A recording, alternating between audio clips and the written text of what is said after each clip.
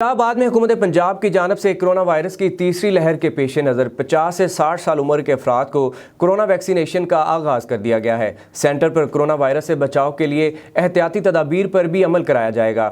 मज़ीद जानते हैं सेंटर में मौजूद हमारे नुमाइंदे अतीकुर रहमान खोकर से। जी अतीकुर रहमान, क्या तफसीलात हैं, आगाह कीजिएगा।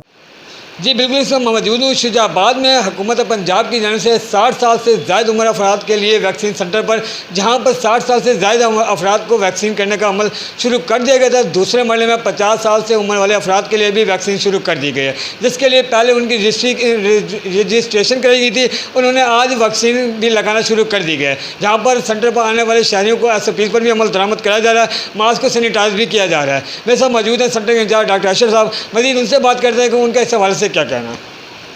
जी, हुकूमत और NCOC की जानिब से ये कोरोना वैक्सीनेशन सेंटर कायम किए गए हैं, जिन पर कोरोना से बचाव के हिफाजती टीके लगाए जा रहे हैं।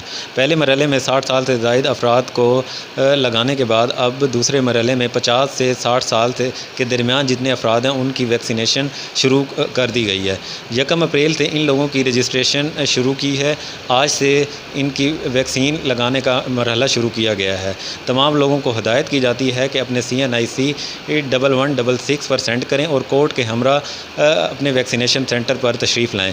और इसके अलावा रमज़ानुल मुबारक में जो कोरोना वैक्सीनेशन के टाइमिंग्स हैं वो सुबह 10 से लेकर शाम 4 बजे तक और रात को 9 से लेकर 1 बजे तक ये टाइमिंग्स हैं, और इन टाइमिंग्स में अपने सेंटर पर तशरीफ़ लाएं। जी, जैसे कि आपने डॉक्टर अशरफ साहब की बात सुन, उनका ये कहना था कि 50 साल से 60 साल के दरमियान जो शहरी हैं वो जल्द से जल्द सेंटर पर आएं, वैक्सीन कराएं, ताकि इस कोरोना वबा से बचा सके। जब हमारे यहाँ पर मौजूद मरीजों से बात हुई तो उनका यही कहना था कि हुकूमत की जानिब से ये बेहतर इक़दाम किए जा